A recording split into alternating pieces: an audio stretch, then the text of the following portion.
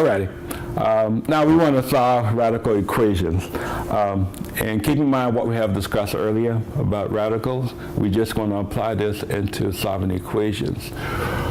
An example, if I gave you the square root of what, 2x equal to 5. The steps in which we want to follow.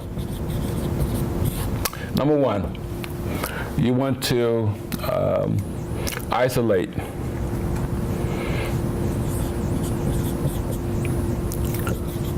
the radical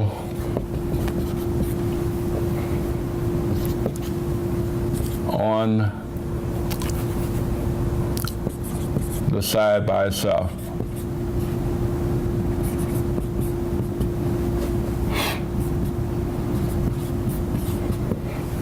Again, isolate. And that doesn't mean you want to get it on the side by itself. Number two, we want to raise each side by the index. If it's square root, raise it to the what, second power. If it's cube root, then you raise it to the what, third power. Okay? And then you want to solve for the unknown. Now to illustrate what we have written here, I'm looking at this and it appears that the radical is already isolated because it's on the side by itself. It's on the left-hand side, and this is on the what, right-hand side. So what we want to do is look at the index. The index is what, 2? So that means that we're going to what? Raise both sides to the second power. And this is the second step that we are talking about. Now, once you do that, the square and the radical will cancel out. And this will always be the case. And what we have is a radicand, which is what, 2x? And that's equal to 5 squared. 5 squared is what, 5 times 5? And that would give us what, 25.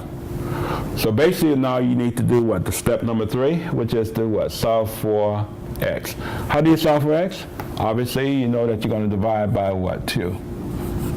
And this would give us x equal to 25 over 2. Since we cannot divide 2 into what, 25, we leave it as such, which is an improper fraction. Okay? Now, we do have an additional step. You must check this. You must check it. Now, you must check it because you want to make sure that it works in that particular problem. Okay? Now, if it was an odd index, you don't have to, because always going to work. If you did it correctly, it's going to work. But for an even index, you will have to check each of those things.